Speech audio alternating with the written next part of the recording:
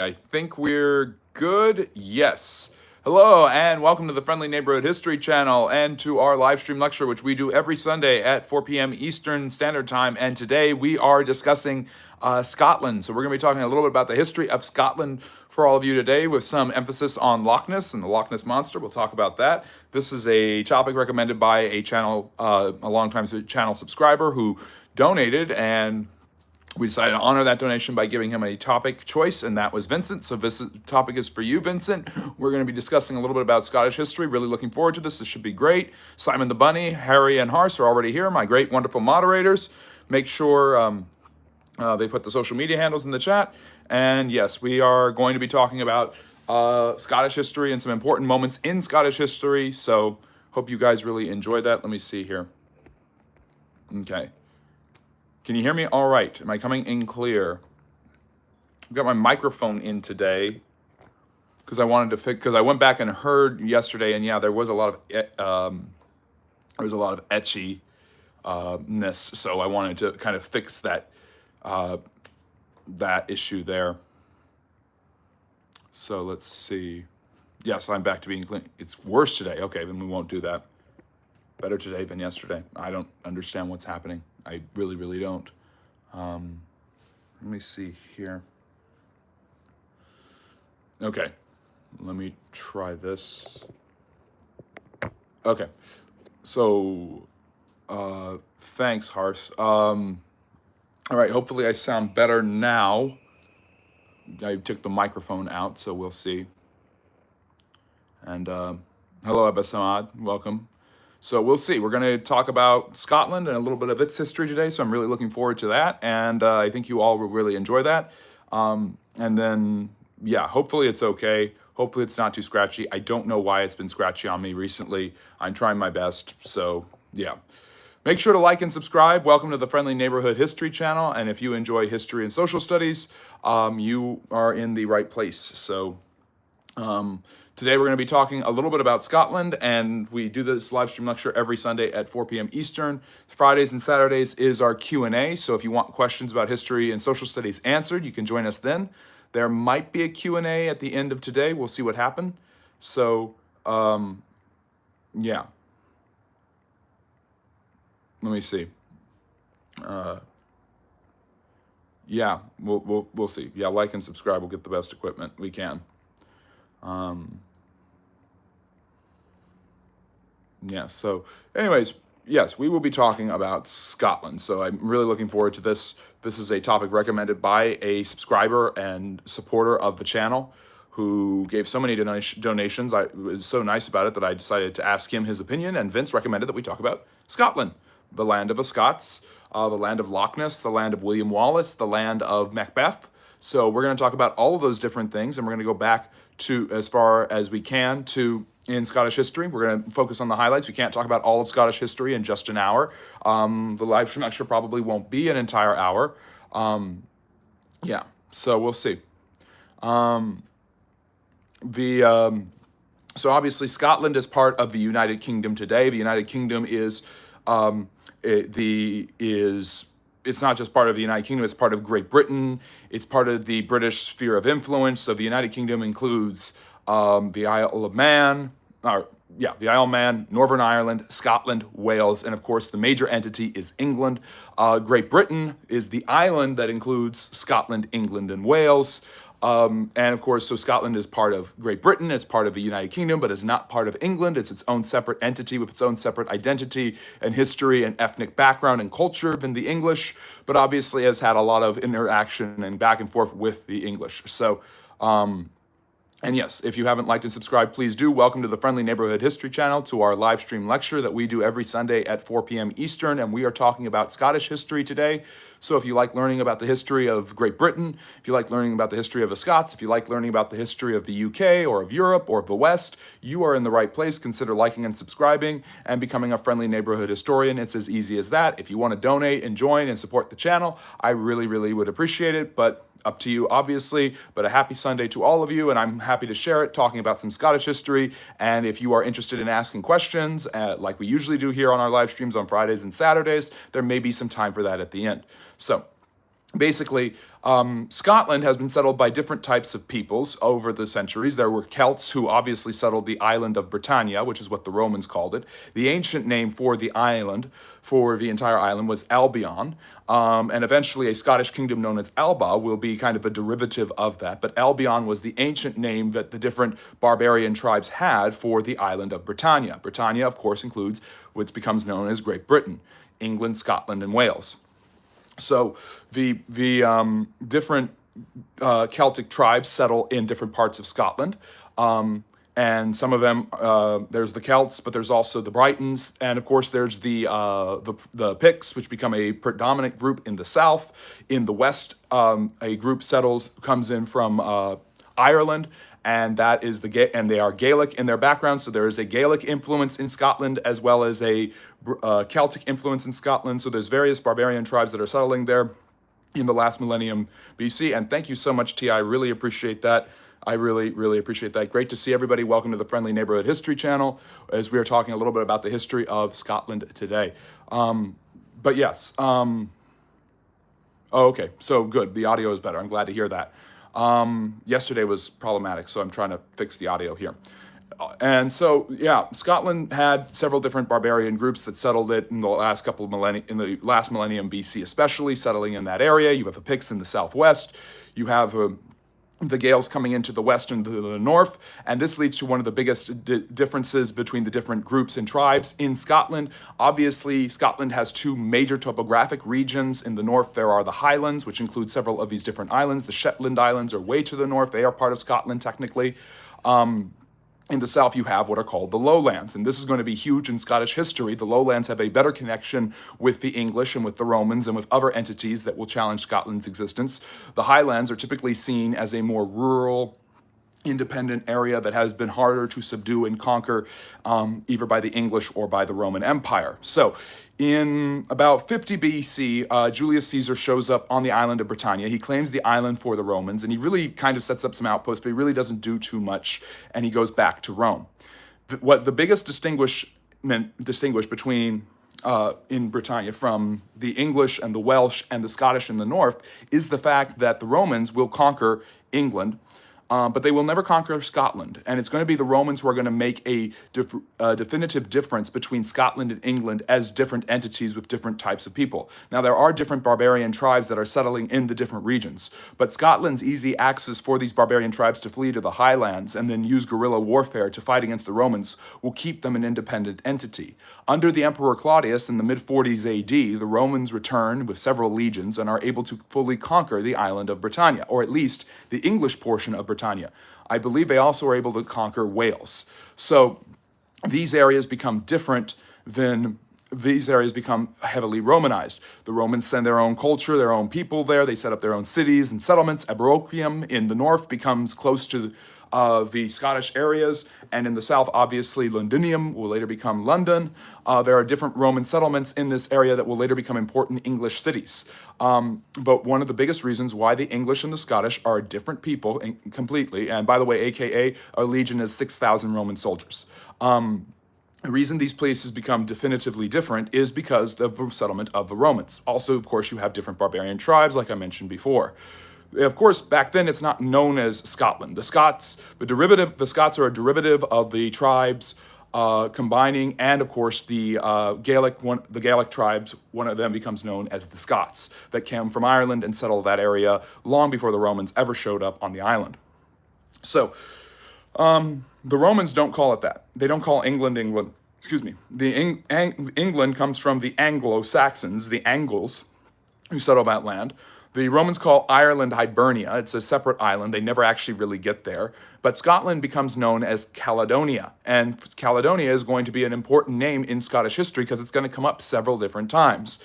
The Romans make several incursions after their successful conquest of England and Great Britain, and I believe Wales. Some of them might want to fact check me on that. But after they conquer the lower part of the island, the Romans make several incursions into the north. They conquer significantly the lowlands in several different campaigns, starting with the Emperor Claudius, then continuing with the Emperor Nero. But the most predominant Roman invasion of Caledonia, of the classical ancient Scottish lands, is in the 80s AD under the Emperor Domitian and his greatest general, a man named Agricola. Agricola has successful campaigns in 84, 85, and 87 AD and subdues a huge amount of the Scottish territories. The problem that Agricola and the Romans run into is that the Scottish are very good at moving into the highlands whenever they want to avoid continual oppression. So the barbarians get defeated. The different Celtic tribes and Gaelic tribes are defeated multiple times by the Roman legions who are sent into northern Britannia. However, they are able to move quickly. They are able, well, Ross, I'm so glad you're from Scotland. Thank you for joining us wherever you are from the world. Really appreciate seeing all of you.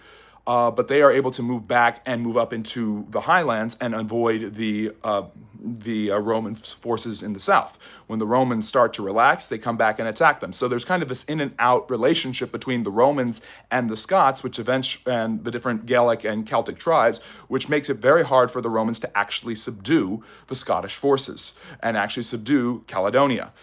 Agricola actually gets really close to this, but Domitian is worried that he is stealing his limelight.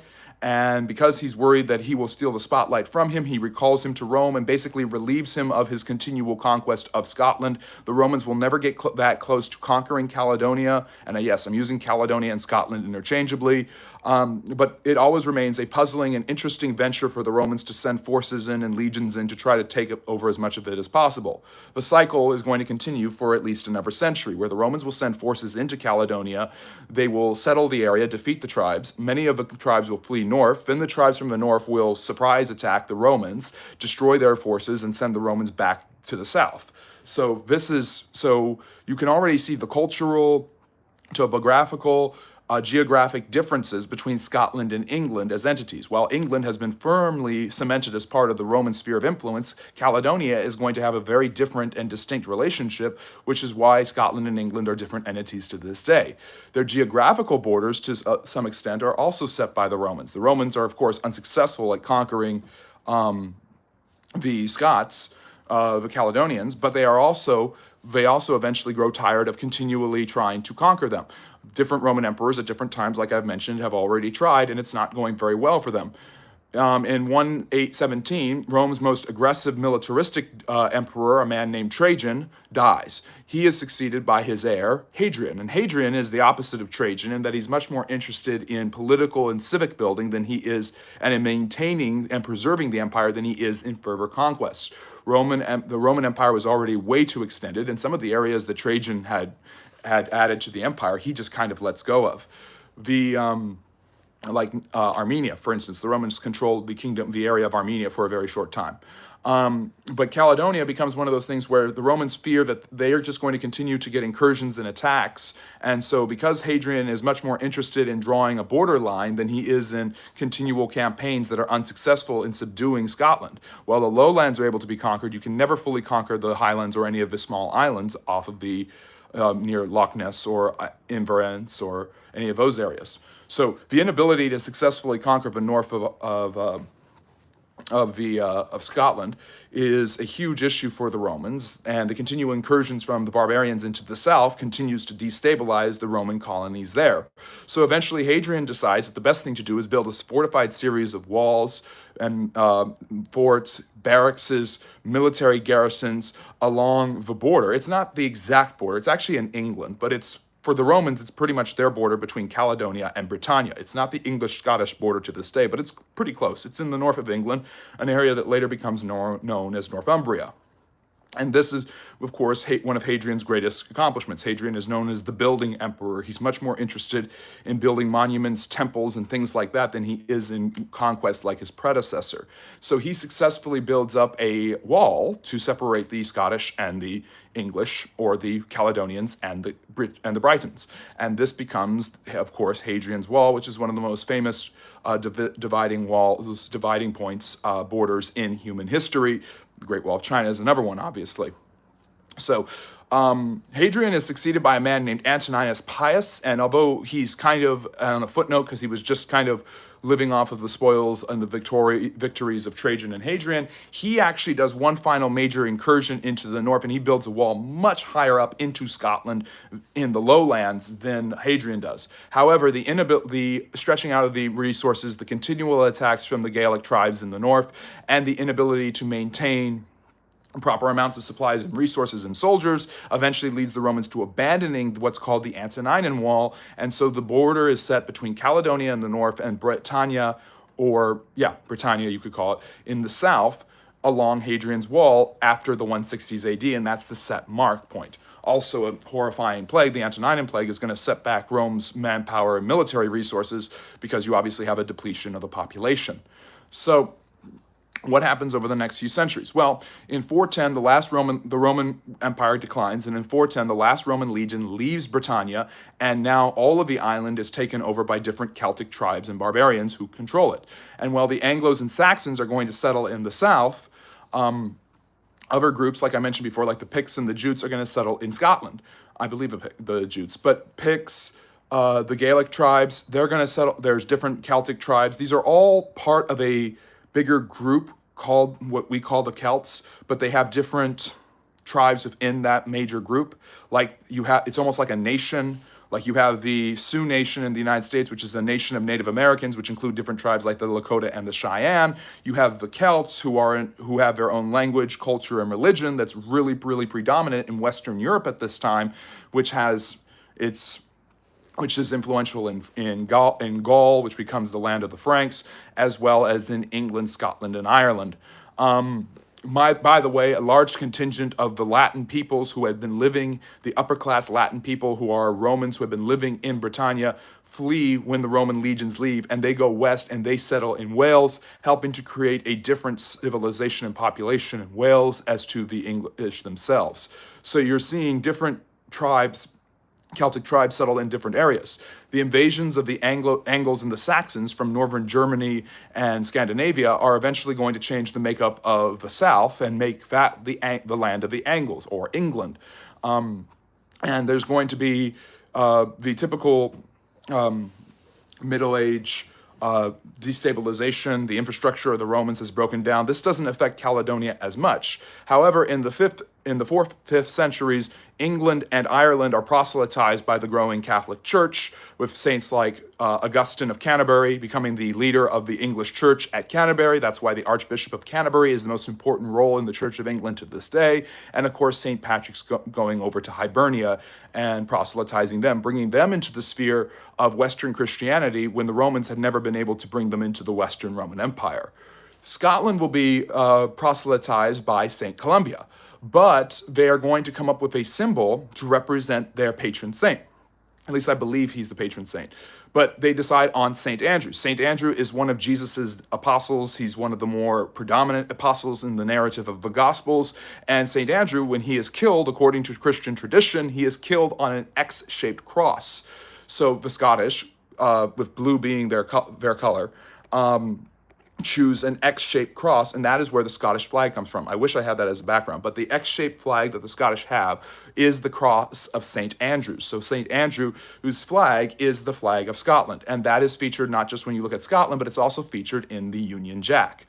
The Union Jack is the flag of Great Britain that eventually adds the Irish flag as well, and it combines the Irish, English, and Scottish flag into the flag of the United Kingdom, and that is why it's called the Union Jack. So, yes. So there you go. But thank you, Harry. Yes, he is the patron saint. So now, in the 9th century, Scotland finally decides to unify into a kingdom. This kingdom becomes known as the Kingdom of Alba, once again calling back to Albion, the ancient land of the Angles and the Britons, before the Romans decided to give them their own names like Britannia, Caledonia, and Hibernia. The first dynasty is the MacAlpins, and basically the way the Scottish set up their kingdoms and their nobility is a little bit different. Obviously, the influence of the church helps create a medieval society in Scotland. There are monks, there are monasteries, and so in that society of monks and monasteries and things like that, you're going to have a feudal structure that exists with peasants on the bottom, nobles owning land and renting it out to the peasants, knights and soldiers fighting. Usually soldiers were called men-at-arms, ready to fight at any time for the nobles and the kings.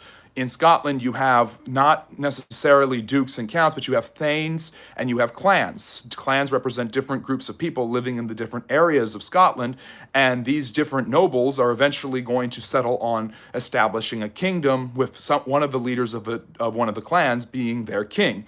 And the nobles that swear loyalty to this king are known as thanes, Thanes. And you've probably heard of that because you've heard of the tragedy of Macbeth, which is Shakespeare's play, which I'll get to in a second. So the, yes, what was I going to say next? So you have the development of you have a MacAlpin clan becoming one of the most predominant clans and them eventually establishing the first Scottish monarchy in the 9th century. However, problems are already starting to set in the 800s for Scotland and England because of what happens at Lindisfarne in 793. This is the beginning of the Viking Age, where different Viking tribes, Vikingur is an ancient Celtic word, or ancient Saxon word, sorry, for raiders, but the Vikings will come and raid monasteries where there's wealth, there's information, there's gold, there's silver, there's precious metals that they can steal. They will raid towns, they will take food, they will plunder, they will kill, they will take advantage, they will abuse people. And this becomes quite a common thing. It's kind of more intermittent. It is not a thing where they are doing it constantly, but there is almost a season for this. The Vikings are from Scandinavia, and they consistently struggle with having enough farmland because of the frigid winters. So going and finding food from areas that are a little less frigid is a little interesting for them. So using their North Sea connections, they are constantly attacking England, Scotland, and Ireland. And Scotland, of course, bears the brunt of this throughout the 9th and 10th centuries. These raids will continue well into the 1000s AD. So the Middle Ages in Scotland is defined by these things: the rise of a Catholic Church, the rise of a kingdom, the raids of the Vikings, and obviously the big difference between England and Scotland is it's not even that big of a difference at this time, but is division based on different areas. Whereas England struggles with the different areas of the Saxons, Wessex, Sussex, and Essex, as well as Northumbria in the north and Mercia in the east. Scotland is going to continue its division between, obviously, the lowlands and the highlands, with the lowlands being the more organized, politically maneuvered, cultured area of Scotland at the time. This is going to lead to the creation of the Kingdom of Alba, which is, of course, a play on Albion, the ancient name of it. What else was I going to say? So Alba, from the MacAlpin clan, becomes the Kingdom of Scotland, and this is going to be challenged, obviously, by consistent Viking raids. Different thanes from different family members and of different relations and clans and tribes throughout the lowlands and the southwest, that area is called Strathclyde, will be influential in helping understand Scottish nobility, Scottish kingdoms, and Scottish independence. Of course, this has nothing to do with England itself, which is barely establishing its own kingdom in its own way, with people like Alfred the Great and Ethelred and things like that, and Edgar the Peaceful. England is obviously going to be hit by the Vikings, who are going to settle it and create their own kingdom there, the Danelaw. I'm trying to remember, I believe Vikings do settlement and colonization in Scotland as well. Some of the earliest colonization in the medieval world is indeed the Vikings settling in England and Scotland during this time. So what happens next? Let's see. So the connection between England and Scotland. So Scotland is a kingdom, but it's far less wealthy, it's far less prominent, and it's far less organized than England is. And eventually, the rise of the Normans is going to be a huge part in this. When the Anglo-Saxons are thrown out of power in England in 1066 with the Norman conquest under under William the Conqueror. From then on, the English are going to expect some sort of subservience and reliance from the Scottish and from Alba, the Kingdom of Alba, the predominant political entity in their land, on England. So there's going to be a expectation of fealty, loyalty, and mutually beneficial agreements between Scotland and England. So Scotland is going to enter in some ways into the sphere of influence in England. So interestingly enough, however, before any of this happens, we obviously have one of the most important stories in all of Scottish history and in all of English literature, and that is the tragedy of Macbeth. So Macbeth was a real Scottish king. He ruled between 1040 and 1057. In 1040, Malcolm III dies. He's the last ruler of the House of MacAlpin, which is the ancient clan that had controlled Alba for almost 2 centuries at this point. With his death, there becomes an issue. Women are not allowed to rule independently as queen regents, and so he has 2 daughters, and the older daughter, her son, Duncan, will become the King of Scotland. Duncan's cousin, the son of the other daughter, the younger daughter, is Macbeth. And there will be, and well, Shakespeare obviously creates this narrative of Macbeth and his wife, especially putting pressure on him, which is making prophecies and all sorts of things, which I'll get to in a second. The truth of the matter is that Macbeth was much like the Trojans were. The Trojan War is highly poeticized, highly beatified by the works of Homer. This tragedy of Macbeth is highly dramatized by Shakespeare. These were warring tribes trying to figure out their control and how much political influence they could have. Macbeth obviously felt the kingdom belonged to him, and Duncan didn't deserve it. So eventually this led to fighting and a civil war amongst the Albans, and in 1046, years after his cousin takes power, Macbeth defeats him at a battle and takes over the kingdom. He does not kill an old king in his sleep. His cousin is only 4 years older than him. Shakespeare highly embellishes the story of Macbeth. It's a fascinating tale. Shakespeare is an amazing storyteller, but there's a reason why it should be seen more as a tragedy than one of Shakespeare's histories. Shakespeare wrote a bunch of histories about the different English kings. He did not really do a history when talking about Macbeth, and I'll talk about why in a second. Macbeth rules over Scotland for 17 years. This is the house of Maclaren, or Moray. Moray is the tribe that he is coming from. So you once again have another Caledonian tribe rising to the occasion and overthrowing another one. By the way, this is mainly in the lowlands. The Scottish are not a unified country at this point. Most of the action and political power is centralized in the lowlands. You're still dealing with Viking rage. You're still dealing with the Anglo-Saxons and their rise. In 1042, England is kind of reunified. The Danelaw kind of falls apart. The North Sea Empire falls apart, which had controlled most of England for a while. And you have the rise of Edward the Confessor, who's kind of a unifying king. So England is obviously one of those entities that expects some sort of fealty from the Scottish, which is going to be something that becomes really common in 1066 after William the Conqueror and the Normans take over England. So what happens next? Macbeth, if you pay attention to the play, he's eventually overthrown by a man named Macduff, who is helping Malcolm, Duncan's son Malcolm, avenge him. There were figures like the Earl of Northumbria and a man named Siward, who helped, who was a Viking Scandinavian earl who ruled over Northumbria at the time in northern England. He helps Malcolm avenge and defeat Macbeth. And Malcolm establishes a new dynasty called the Canmores, or the Big Head, the Great Rulers. And the Canmore dynasty is important because they are going to be the dynasty of Scotland that not only expands and unifies more and more of Scotland, but also is going to become very closely tied to the English royal family. Now, when Shakespeare is writing this, he is writing in honor of his patron, King James VI of Scotland, or James I of England, who has just become the king of both countries. James is going to be interested in obviously establishing the precedents for this unity between these two kingdoms that had been at war for centuries and the political infighting was quite prevalent. But he's going to be interested in justifying his right to be king of both Scotland and England and to rule them as separate entities. And the best way to do this is to look back at their lineage. For centuries, the Scottish and the English had been intermarrying, and that really started under Malcolm, who wed his daughter, or wed his son, either his daughter or one of his sons, to the English royal family of King William the Conqueror's family. So there's an intermarrying between the the House of Normandy and the House of Canmore in Scotland. And so the Scottish are more willing to declare fealty and loyalty to the English king while remaining a separate entity under kings like William the Conqueror, Henry I, and all the way down to Henry II.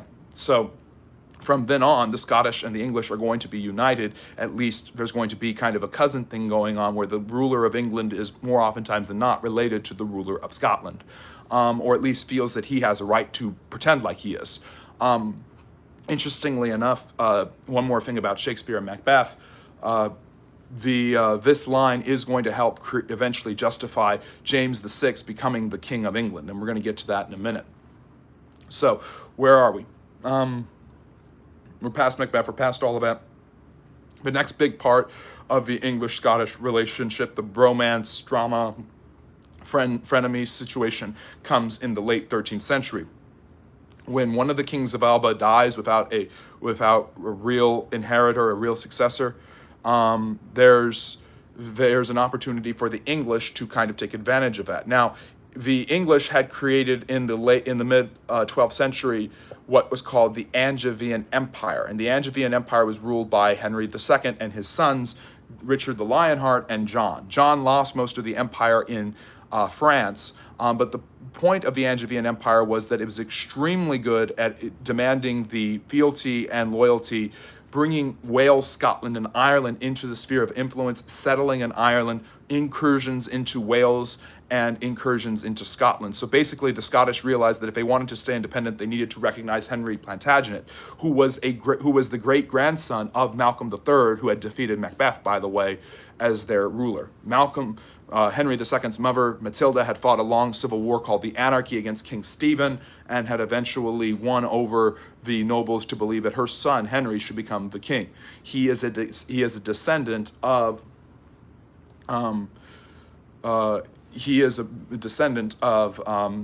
Malcolm III, and so that line is going to go all the way down through English and Scottish history in the House of Plantagenet and the House of Canmore. Henry II's grandson, or great-grandson, is a man named Edward Longshanks, and he becomes the king long after this Angevin Empire has kind of fallen apart, and wanting to assert his authority as the one who can be the kingmaker in Scotland, he basically decides to say who he will have be the ruler. The Scottish don't like this. This leads to a rebellion, and Edward uses this as a justification to invade Scotland and take significant portions of the country. Edward is a fierce, intimidating, and oppressive ruler. He is the one who successfully conquers Wales and puts it in England's back pocket, and he's going to conquer a huge, significant portion of the lowlands, driving many of the Scottish rebels into the Highlands, and this is going to lead to a guerrilla war led by Scottish rebels like Robert the Bruce, who is one of the leading candidates for the crown of Scotland, and of course William Wallace.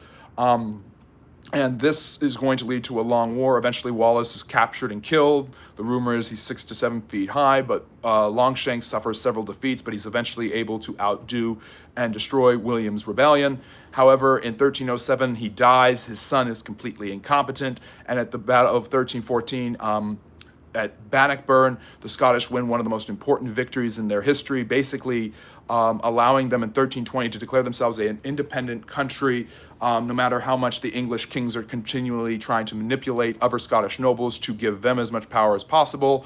They are, at Aberystwyth in 1320, they declared themselves to be an independent entity from England. However, something that has happened that's a cultural scar is not just the death of William Wallace at the hands of Longshanks, but Longshanks also during his reign Edward I stole the Stone of Scone, which is or the Stone of Destiny, which is an ancient Scottish symbol of royal power that the Scottish used, and that's a huge blow to Scotland's cultural identity. Obviously, the English have kind of been trying to push around the Scottish for almost 3 centuries now.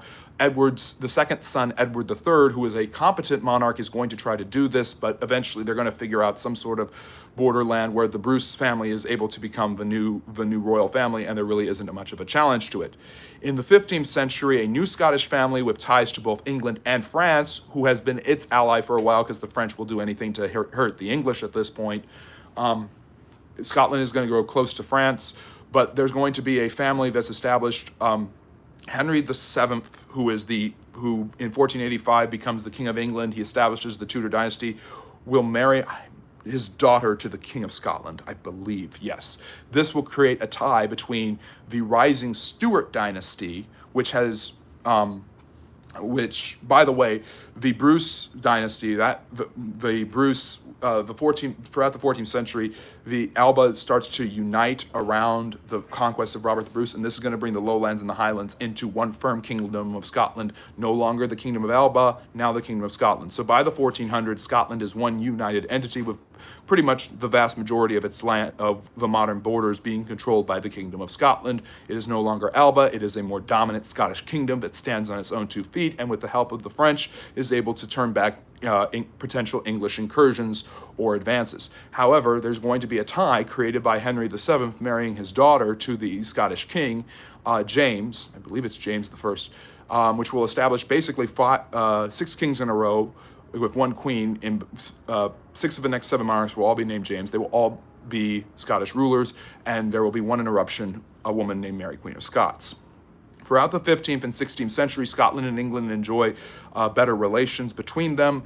In 1542, James V dies. He's young. His wife takes over. Her name is Mary. She becomes known as Mary, Queen of Scots, perhaps the most famous monarch in all of Scottish history. She will rule for about 25 years. The problem that she has is her next husband is murdered in a pretty vicious plot, and when it comes out that her lover, I believe his name was Darnley, is implicated in the plot, this leads to a revolution. Mary is also extremely unpopular because Protestantism during the Protestant Reformation has taken root in Scotland, and you have the rise of a reformed group of Protestants influenced by John Calvin and the predestination message of Switzerland. They are led by a man named John Knox. Knox is extremely opposed to Catholic monarchy. He's extremely opposed to female rulership. And so this is a justification for the Protestants to drive the Scottish Catholics out of power. Scotland had been a Catholic country for a long time, but the Protestants are really starting to make big inroads. So the fact that she's implicated in a murder of her lover, the fact that she's a Catholic monarch, and the fact that she's a woman all put her in a difficult position. Despite the fact that she had been a strong monarch and had been relatively successful, personal scandals and religious change were her undoing. In 1567, she's thrown out of power and replaced by her 1-year-old son, James VI. She flees to England to her cousin. Again, the Tudor family and the Stuart family were cousins. Elizabeth I, obviously probably the most famous monarch in all of British history, maybe all of European history. Elizabeth welcomes her cousin and is happy to have her there, despite the tension between the Catholic-Protestant divide between the English queen and the former Scottish queen. Eventually, she puts her in the Tower of London under pressure from her ministers, and when multiple plots storm up all over the country where basically different Catholics rally around trying to put Mary in charge of England and throw out Elizabeth, Elizabeth has Mary executed in, I think it's 1587. Meanwhile, James grows up and becomes the monarch of Scotland. He obviously has a regency. He will embrace Protestantism and be actually a pretty fervent defender of a more moderate form of Protestantism than the Scottish Calvinists. The Scottish Calvinists become known as the Covenanters. They actually become heavily persecuted later by the Church of England and the Church of Scotland, which are more mainline Protestant denominations, but this from them will become the Presbyterians, one of the most famous Christian denominations that still exists to this day. They're obviously heavily influenced by predestination and Calvinism and you look at their foundation with John Knox, and it makes a lot of sense. So what happens next? In 1603, Elizabeth dies without a male heir. She never married, the Virgin Queen, she styled herself, although she probably wasn't a virgin, but she didn't have any legitimate children or illegitimate children, really. And so power passes to her cousin's son. He's the closest male heir, and he comes to power. Now you have the King of Scotland becoming this King of England. What does this mean? It doesn't mean political unity. It means Scotland and England do not become one country yet, but it does mean the rise of the implied connection between Scotland and England that has existed for almost 6 centuries at this point will now be an explicit connection called the Union of the Crowns. For the next century, the King of Scotland will also be the King of England. This will be the story of the Stuart dynasty that has ruled Scotland for almost a century and will rule England for a century on its own. These rulers will deal with a lot of political upheaval and problems. King James is obviously known for the King James Bible. Scotland remains relatively loyal to the Stuart dynasty during the English Civil War, which was a parliament-led rebellion in England, which saw Charles I overthrown and killed. Despite support for him and his son Charles II in Scotland, England and Scotland are going to fall under the sway of the Protectorate. which will do everything in its power to stomp out pro-monarchy rebellions. Oliver Cromwell in the 1640s and 50s will do everything in his power to make sure that Parliament, and pretty much himself, is the dominant force in the British Isles. He will also successfully conquer Ireland. In 1660, Cromwell's son isn't doing it, so the Parliament brings back the Stuart monarchy, and Charles II, who is popular in Scotland, popular in the new American colonies, and popular in England, will take over running both Scotland and England. After him, his brother James will take over. He believes he is the last Catholic monarch of both Scotland and England. He's James VII of Scotland and James II of England, and he will do everything in his power to bring them back to Catholicism, or at least try to do it subtly. When his wife has a healthy baby boy who is Catholic, that really infuriates Parliament, who bring over his daughter Mary and her husband William, who are Protestants, and they overthrow James and take over England and Scotland. This is also the time when England and Scotland are starting to colonize different areas of the world. The New World is a particularly interesting area. The English have successful colonies throughout the New World, but the Scottish want to get in on it too. So the Scottish create their own joint stock company, similar to the Virginia Company that the English had that settled Jamestown at the beginning of the 17th century. They establish a colony, not in the United States, although they do establish one. There are some established in Canada, in New Scotland, Nova Scotia. There is another one established. The Scotland Company also establishes New Caledonia. New Caledonia is near modern-day Panama. It is extremely unsuccessful. They have no way of dealing with the weather and the climate, of setting up positive relations with the natives. They are constantly under attack from the Spanish, and this endeavor is going to be extremely unsuccessful. It's going to bankrupt the Scottish government. It's going to ruin their political bureaucracy, and it's basically going to leave Scotland entering the 1700s in a huge amount of debt, a huge amount of political upheaval, and basically turning to the English and to Parliament in England, which has more power now than ever before. You may have noticed that Parliament is calling the shots on who gets to be king and who gets to be queen, and basically Parliament is going to demand political unity in exchange for taking on the debts of New Caledonia. This will lead to the 1707 Act of Union, in which Scotland and England become one political entity. Although, of course, to this day, Scotland has its own parliament, its own ministers, its own functions like that. Basically, Scotland is going to become part of England. They're going to be ruled by the same.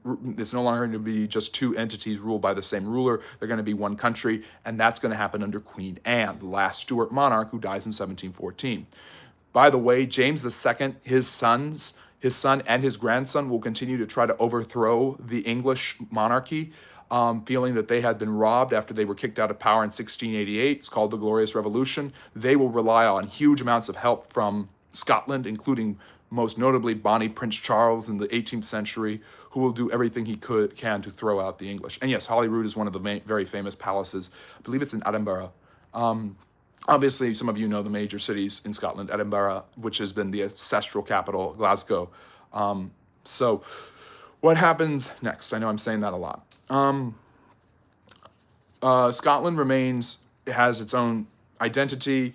By the way, during this time, the English have been setting up farms and taking more and more land away from the Irish. The Scottish do this too. This leads to, they settle Northern Ireland more so than the English do, who settle in Southern Ireland. This leads to Ulster. This leads to the creation of the Scots-Irish identity, which is considered to be significantly different than Scottish, Irish, or English.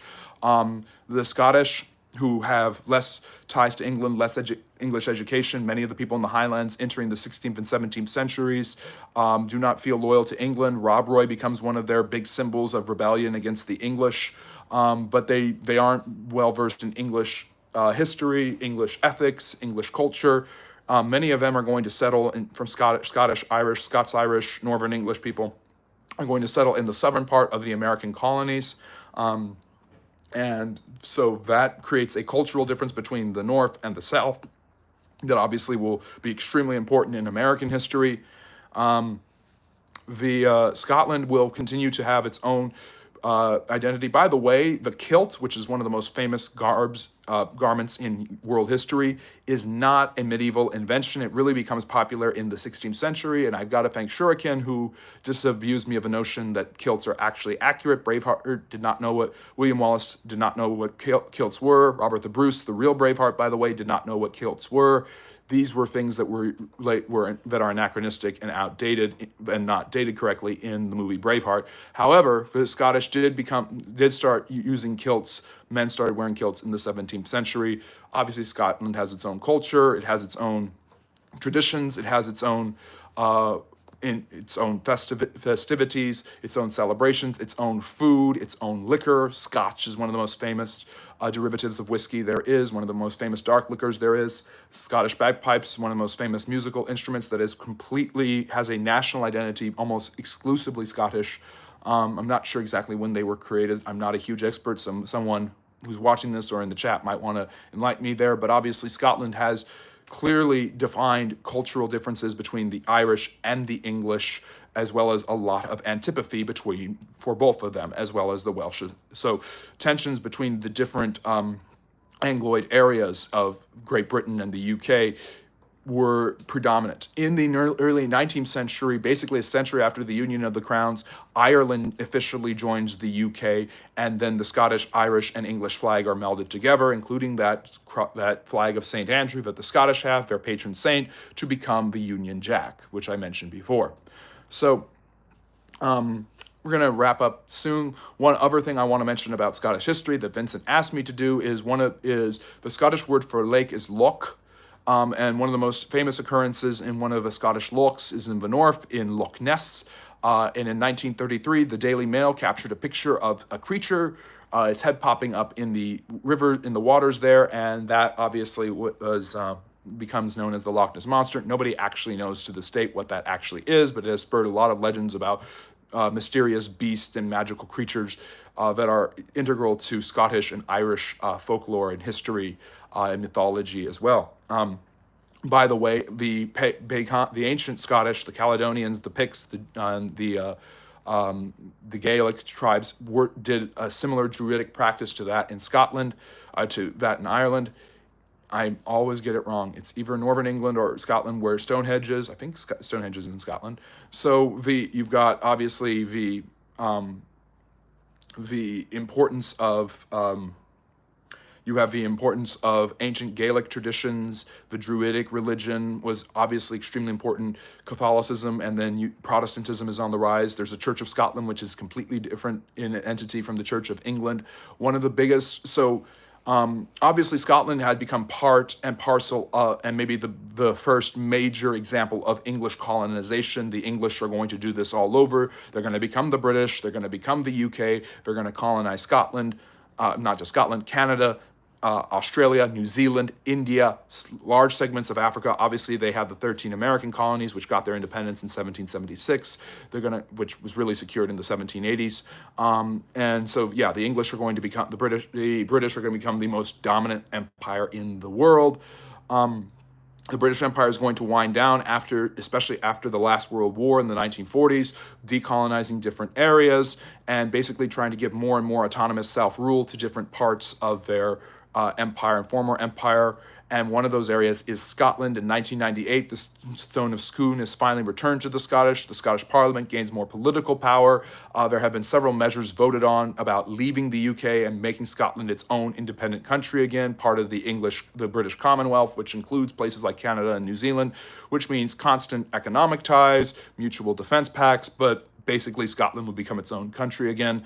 Although Scottish identity and nationalism is extremely important to the Scottish people, as it would be for almost any people, the Scottish have consistently voted, surprisingly enough, to remain part of the UK and connected to England, despite their their vast history of violence, revolution, and warfare against the British. So despite the fact that Southern Ireland gets its independence in 1922, Scotland has for a century consistently remained part of the UK, despite the fact that they got more independence, more self-rule, and more autonomy as the British Empire declined, especially after 1998. So that brings us kind of into the modern era. I know obviously more about ancient and medieval Scotland than I do about Scotland in the 20th century. There's obviously been big independence movements in Scotland, as there were. There continue to be the center-left parties in Scotland tend to be very much into the pro-independence movement.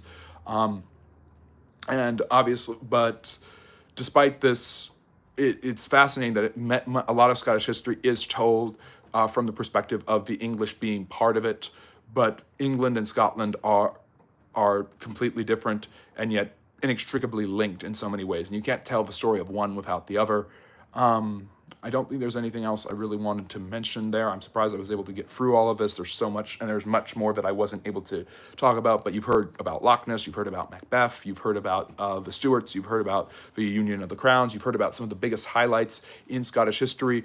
Understand that maybe the most central moment in Scottish history, the most definitive moment, comes not when Scotland didn't exist, when it was Caledonia, and the Romans just chose not to conquer it. That consistent delineation and separation from England and Scotland, Britannia and Caledonia, has defined their relationships for the last 1900 years and probably will do so for the foreseeable future, making them connected in many, many ways because they share the same island, but also definitively different. So, yes, all right. There you go. And yes, there's been more sightings of a Loch Ness monster, but we've never been able to confirm what it actually is, if it was actually real. There's a lot of questions about sea monsters, and there's an exoticism about Scotland. There's kind of this especially because of the Highlands, especially because of Macbeth is part of this too, but the Scottish see themselves as a separate entity from the English, obviously, but they also, there's a lot less occupied, developed, industrialized land, especially in the north of Scotland and in the islands in the north, that makes Scotland a little bit more what's the word?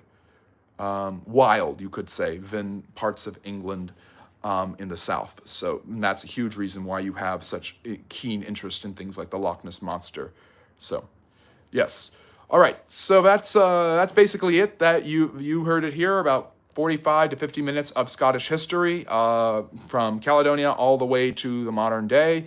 Obviously, I believe history is a continual process, a tapestry that continues to be woven. So yes, I want to get as close to the modern day as I possibly can when understanding Scottish history or any history of any nation, because history is an ongoing process, and what happened last year is technically history. It's what we call contemporary history.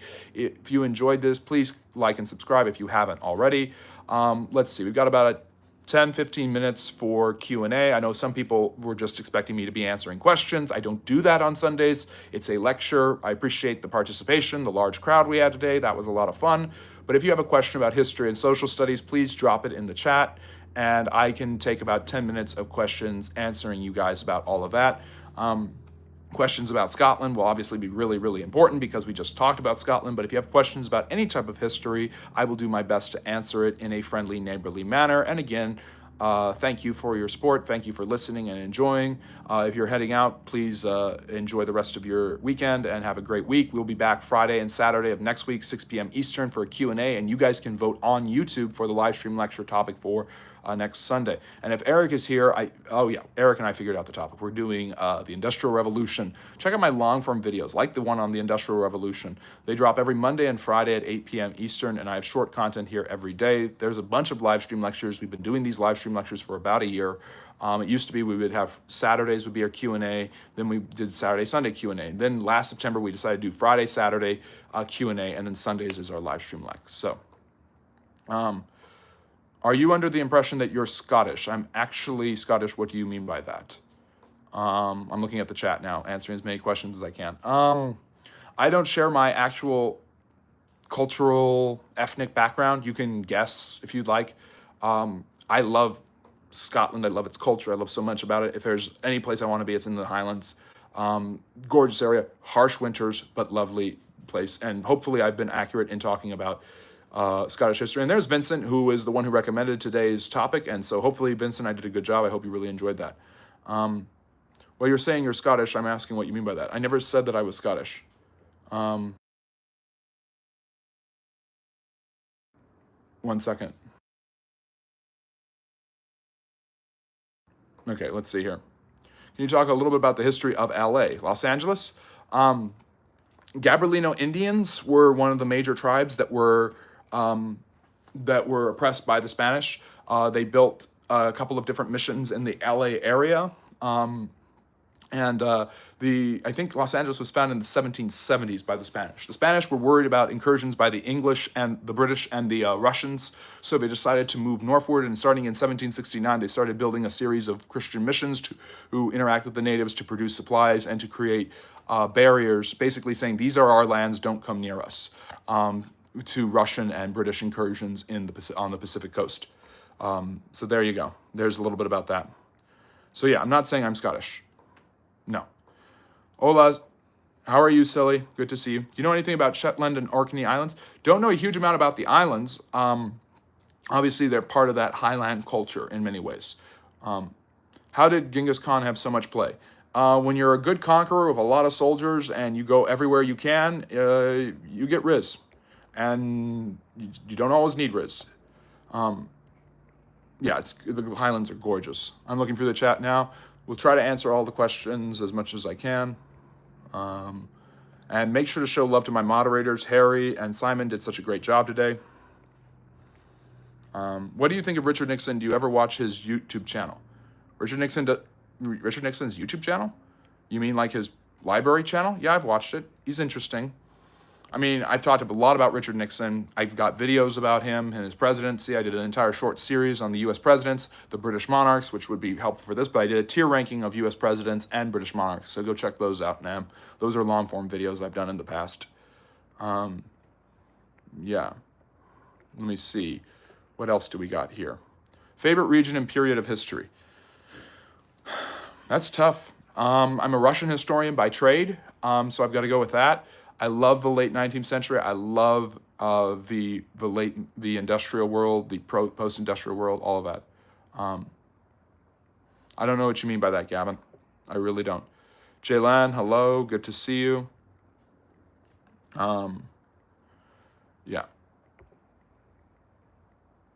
Yeah, that's not Riz, Harry. That's just force. That's compulsion.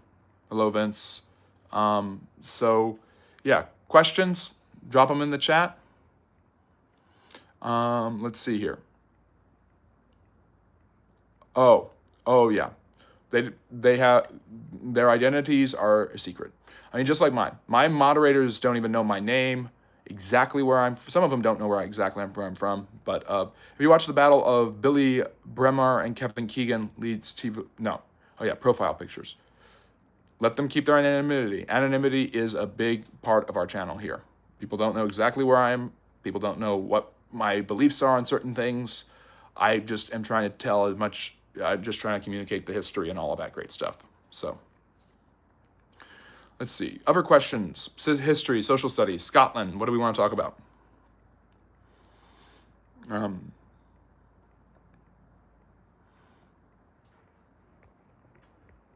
Oh, I can't mention Scotland. There's one thing I forgot. I can't talk about Scotland without mentioning Auld Lang Syne.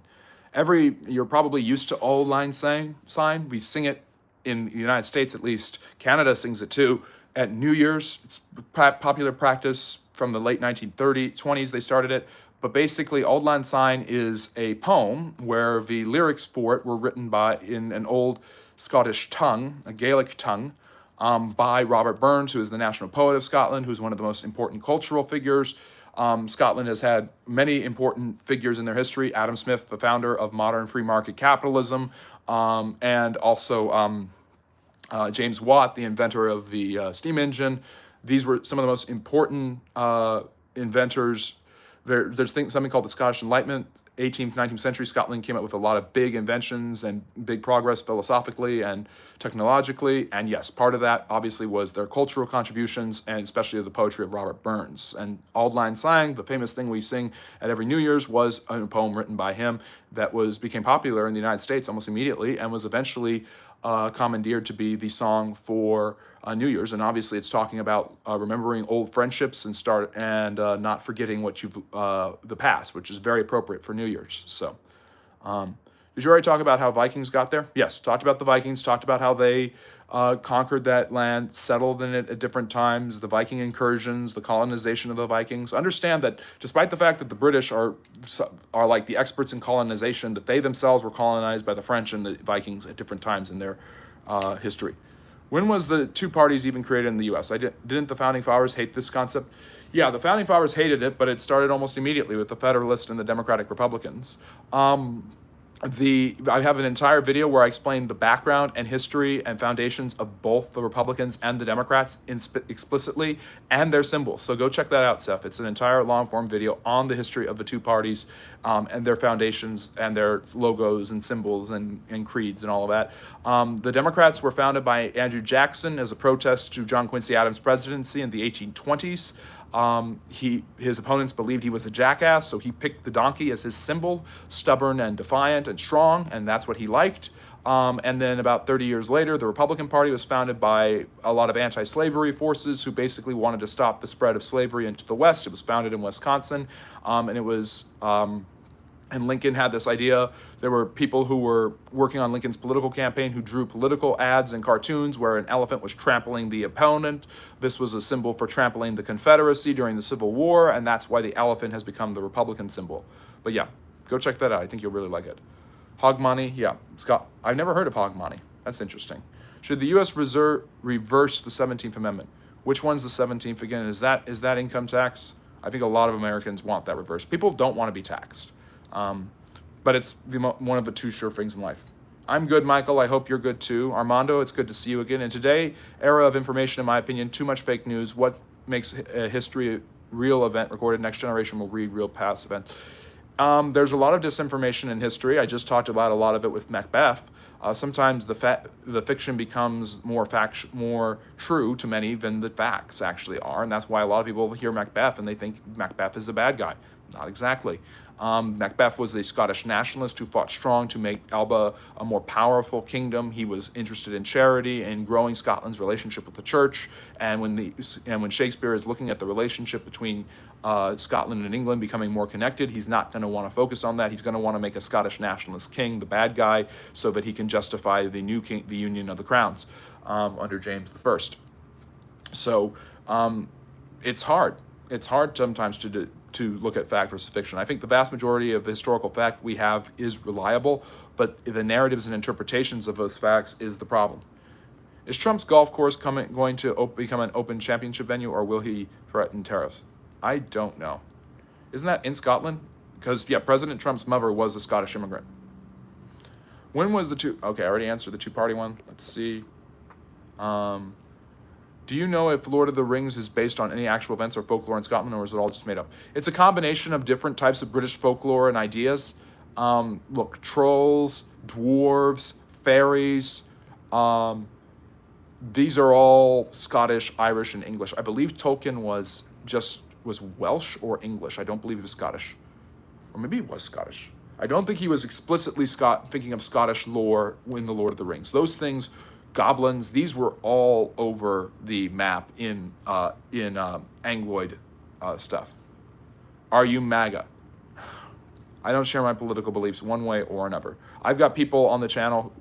We didn't have to delete that message. I've got people on the channel, just a dude, who ask me, who say I'm a left-wing nutjob or a right-wing bigot. I've heard it all before for different reasons and ideas. I just try to bring the truth and tell the truth and bring the facts. And people ask me about geopolitics. I don't talk about it a huge amount unless I think it's historically relevant or interesting. What outcome you guess for upcoming Trump-Putin meeting on August 15th? I have no idea. I think they'll come up with some sort of proposal. The Ukrainians will counter it. My hope, if you really want to see the war end, and I mean, I don't generally like to share my perspectives on political things, but I think it's a pretty non-controversial opinion to say war should end, is that the Ukrainians will have, you know what I mean by dwarves, Harry, mines and dwarves and stuff like that, like Gimli. But my hope is that that Zelensky is there. I think that'll make a much better, more interesting meeting. So, yes, clearly, me talking about Scotland for an hour tips off that I'm MAGA. I just said that Trump was from Scotland and was MAGA, and was his mother was a Scottish immigrant. So, When did America stop being great? If he answers that, then he is MAGA. Oh, jeez. I don't. I struggle with that because as a historian, there are many great things about American history, and there's many terrible things about American history. And guess what? That's true for almost every single country in the world. So the phrase "Make America Great Again" is not by the way, it is historical in the sense that Trump is not the first person to use it. Reagan used it in the 1980s. This is a consistent theme from conservatives when they feel that their culture is starting to fall apart, is to say we need to make it great again. He does. He does own a big golf course in Scotland. I think it's near where his mother grew up. I think he visited it. I think it's during his first term, and he was just there again for his meeting with Ursula von der Leyen of the European Union, who has like the coolest name ever to say. Yeah, jumped off a curb. Oh, now that was mean, Harry. Let me see. Is Göbekli Tepe older from pyramids to Göbekli Tepe? Göbekli Tepe. I don't know what that is, Jaden. I'm not sure. The pyramids were built about 2500 BC. Khufu was the main builder of them. Yeah, I was just about to say Reagan. It's been used before and it will be used again. America First was used by the Klan. That's not me saying that MAGA is the equivalent of the Ku Klux Klan. I'm saying that different groups throughout American history have used the terminology of America First or America Only or Make America Great Again. So yeah. I had a friend who was, please, yes, I get it, Harry. Please stop saying it. Have you ever tried the Scottish dish deep fried Mars bar? I didn't know that was a Scottish dish. That sounds like something you find at an American county fair. I want to try haggis, but I don't know. He is German. Germans till this day are racist Nazis. So Angela Merkel is a racist Nazi? Not all Germans are Nazis. Trump's father was German. Yeah, it's the oldest building ever discovered. Göbekli Tepe, it was built just before humans started farming. So humans started farming 10,000 years ago. I mean, the Green Revolution was 12,000 years ago. So Göbekli Tepe, it would be about 8,000 years older than the pyramids, theoretically, and that's about 4,500 years from us. So yeah, Göbekli Tepe would be older. Most Germans hate when they did what they did in the past. Yes. And Germans are very quick to apologize, as in many ways they should. The truth of the matter is, I do find it quite interesting that the Germans have spent the last 80 years, it could be an easy historical meme, apologizing profusely for the Holocaust, and understandably so. And the Turks have barely acknowledged that they committed a genocide against the Armenians and the Greeks in the Second or Great World War. But the Germans do need comedians. It would be like missionary work. When Armenia adopted Christianity in 301 AD, it was Nicene. It was a Nicene Christian community, Jaden. It's the first country to make Christianity its official state religion. The Roman Empire was about 80 years behind it. And that's why Armenians, many of them consider themselves to be the most ancient Christians. Although Christianity did not start in Armenia, it is the first Christian country. And Angela Merkel is hated in Germany and her party lost. The German leader, now we are far-right Christian. I don't know about that. So just, I'm assuming you're German. But Mars isn't he from the Christian Democrats, the same party she is? He's not AFD. AFD is the far right that you gotta be, well, the one that many people in Germany are worried about, I should say. That's ascendant right now. I don't know what it stands for. I almost want to joke that it's America First Deutsche Party, AFD, but yeah, that's not it. Do the think the Azerbaijan and Armenia will actually have a lasting peace? And I don't even know if they were at war for 35 years. How many wars are going on now? It's crazy. Yeah, there's wars you hear about. They come out of nowhere, out of the woodwork. Serbia and Kosovo. You see Cambodia and Thailand, India, Pakistan, Iran, Israel. Those were all this year. We all saw them. Then you have Sudan, and that war has been going on for the last couple of years. Then before that was Israel and Hamas. And you've got, of course, the Russo-Ukrainian, you think is the longest, but that's just because it's been the most violent and the most covered because of the fear of Russia in the West, but also because of the implications of geopolitical safety by Russia's advancements and the fact that 1 million Ukrainians have died. So yeah, there's wars, you hear about it. It's one of those things where it was an on and off war. 2023 was the last time Azerbaijan attacked Armenia, but it's been going, I've heard about it a few times. Why Europe, North America had not any ancient civilization like India? They did. The Europeans didn't have an organized civilization. They had the Celts. The Romans brought the infrastructure, the roads, the cities, the settlements that really help you even when those civilizations are destroyed, you have a record of their existence. You either have writings or you have archaeology that's able to help you there, like with Egypt and Mesopotamia. And you definitely have that thanks to the Romans. You have the roads in Britain and where I was just talking about right now. There's still lots of evidence of the Roman, there's still imprint of Roman ruins all over the nation. What makes Stonehenge so interesting is that it is, and I'm going to take a 90% bet and say it's in Scotland because I always forget exactly where it is. What makes Stonehenge so interesting is that Stonehenge is a ruin of an ancient pre-Romantic civilization that existed in thousands of years ago, and how they got those druidic Gaelic ruins is mind-boggling. It's fascinating. So, is it alternative for Deutschland? That's not surprising to me. But yeah, but North America, you have the Mayans. These civilizations many of the civilizations of the Native Americans were more itinerant, but you have archaeological records for them. You don't have that with a lot of the barbaric and Germanic tribes and the Celtic tribes in Europe, in Western Europe. The Romans really give us the information about them because you have a society that's writing stuff down. Is it true that atheist Soviet Union, they broke churches and mosques? Yes. The British had Stonehenge as old as Indus Valley civilization, Egyptian Greek. It's a little younger. I think it's a little younger. But yeah. Joshua, good to see you. Speculate on what you think happened to the population of Easter Island. There's another great example.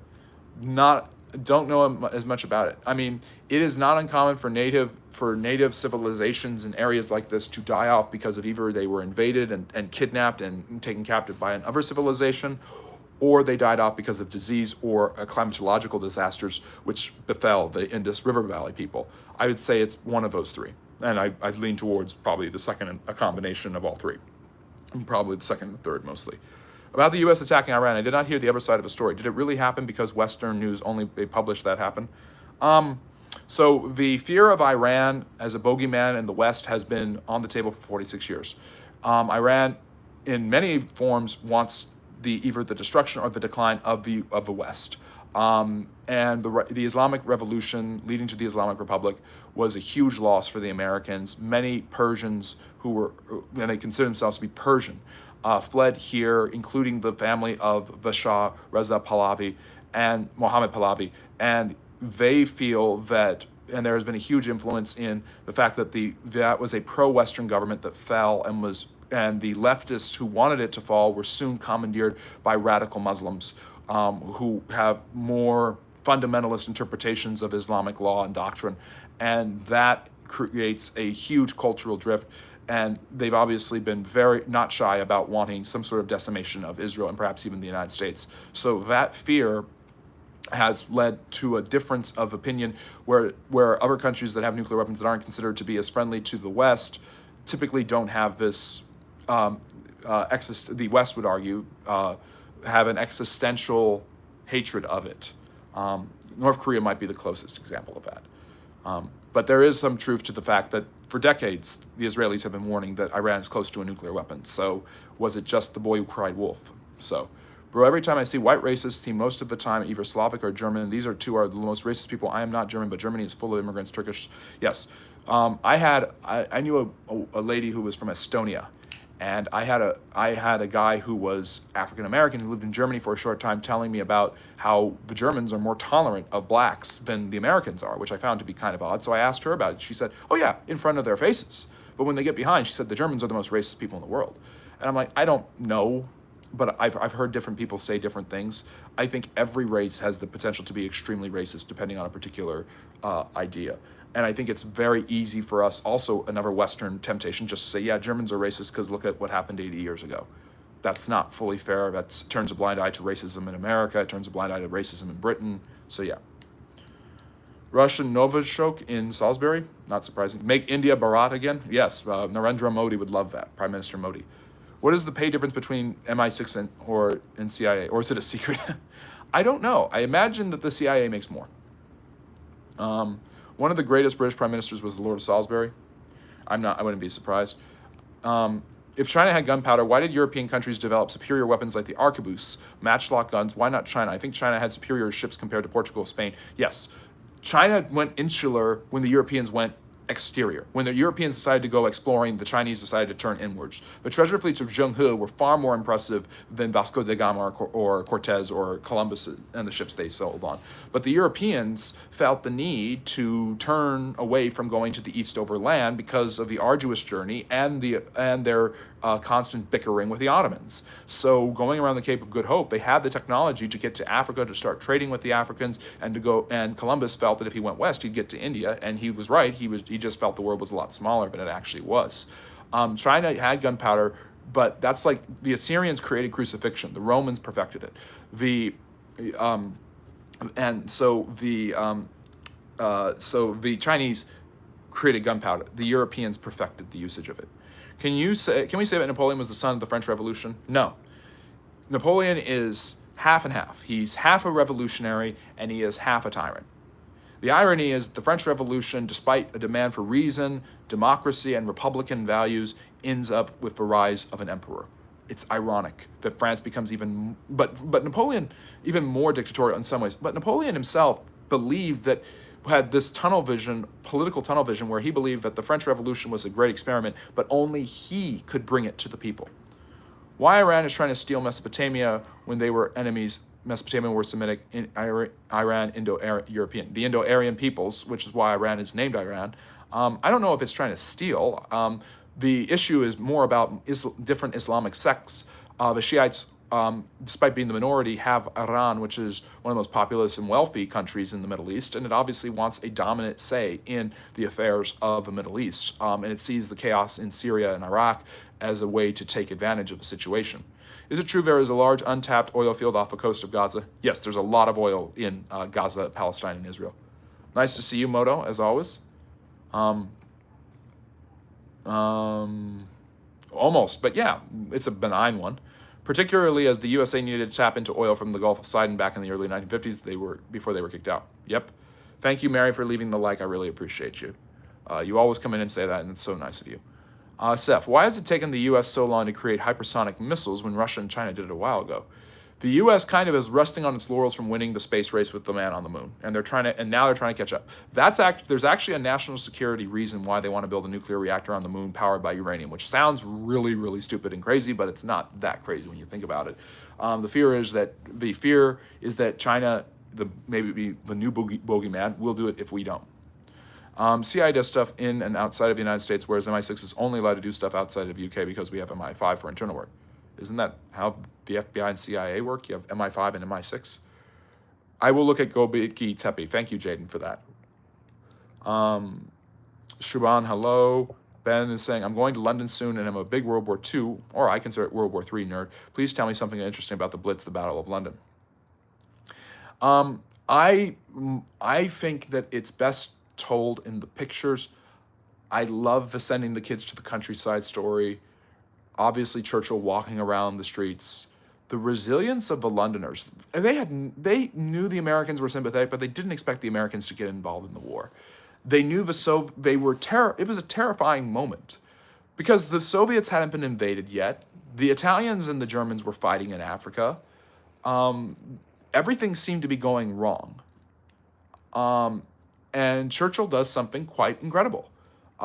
He stands up and says, no, I'm not going to stop the war. Even though he could have, and who knows what Hitler would have done. But he's like, no, these people are cancerous and they need to be stopped or they'll continue to expand. And he was probably right about that. And the British people, rather than mutinying because of the devastation, stood by him. It's one of the most fascinating stories in fact, it might be my favorite British story. The resilience of the monarchy, the resilience of the parliament, the resilience of the British people. One of the best books I ever read was John Kelly's Never Surrender, Never Surrender, I think. And it was really excellent in pointing out how the British population and culture for the last 20 years before that had just been so soaked with whatever we do, we can't have another world war, that appeasement made sense, but Churchill just didn't care. It was like, no, I don't care about the fact that we're trying to avoid a war. War is going to be coming regardless. I'd rather get there first. If you have to give two reasons behind the vast difference development in East and West, what will you give? I don't know what you mean by the East and the West. Do you mean East and West Europe? Do you mean East as in non-European? I think the West took advantage of technological advantages and developments that India and China did not. And that is why India and China suffered colonization, whereas the Europeans experienced the ability to colonize. I mean, they try to claim Mesopotamian history as theirs, but clearly Mesopotamia and Iran were enemies. And Mesopotamia is Semitic. Not fully, I get that, but they're more than just that. It's the difference between Babylon and Persia and the Shah and all of that stuff. The Shah is the ancient term for the Persian ruler.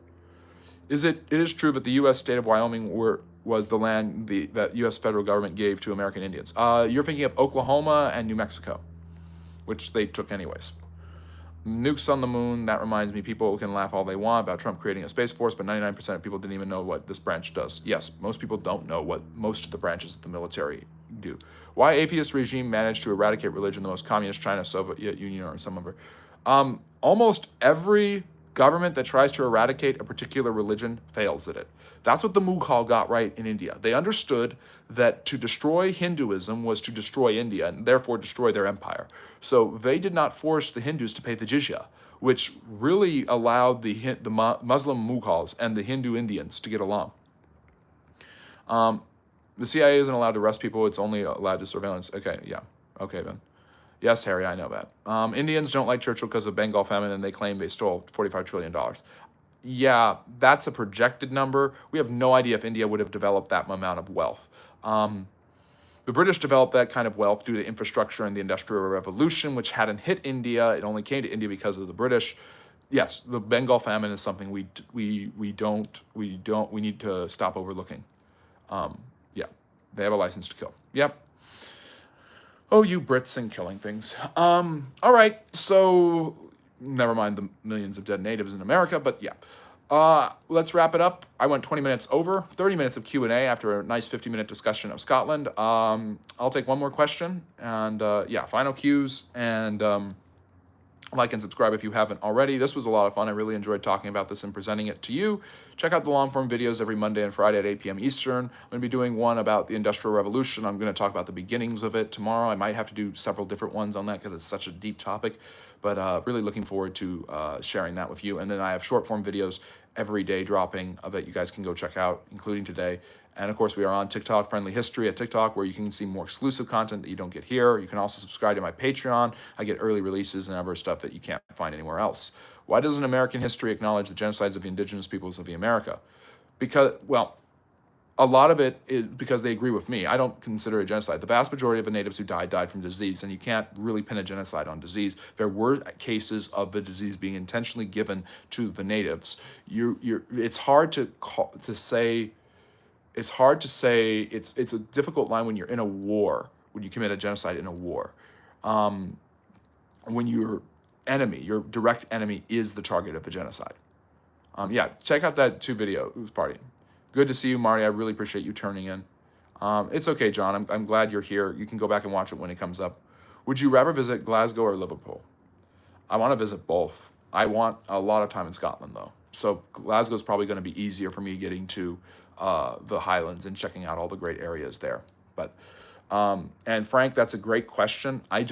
We're at the very end. I'm not going to go into a full disclosure of it. I understand why a lot of people do consider the killing of the natives to be genocide. I get it, definitely.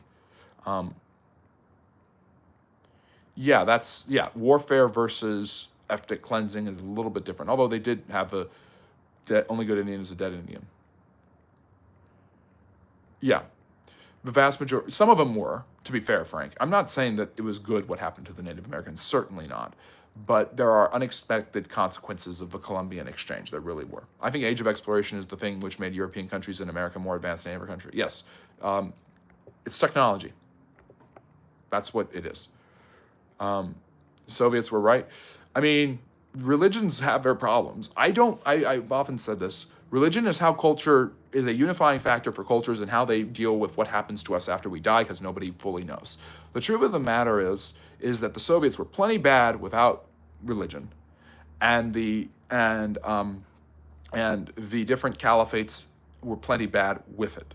Radical Muslims were bad with it. The Crusades were often bad with it. Religion is just one vehicle that people can use for good or for oppressing each other. You can give to the poor if you're an atheist, and you can give to the poor if you're a Christian or a Muslim or a Buddhist or any religion. But in the same way, a society can oppress its people for religious purposes. Look at the Salem witch trials and the witch hunts, the Inquisition, and it can oppress its people through secularized things. Look at the Holodomor. So, but yes, thank you. And on the Glasgow Column scale, I'd say you are a solid 11 today. Thank you. I really appreciate that. Going to look forward to going to Glasgow. I love to go to Liverpool. I mean, it's where the Titanic and the Beatles are from. You can't beat that. And yes, thank you so much for joining us, everyone. I really appreciate seeing you. Ironically, the Native Americans preferred the UK over the US, and they preferred the French to the UK. That's why the French-Indian War was against the British, Harry. You left that part out. Yes, they did want the British to stay. Not that the British were any better at treating them. They did because they wanted the Ohio River Valley to stay the native territories.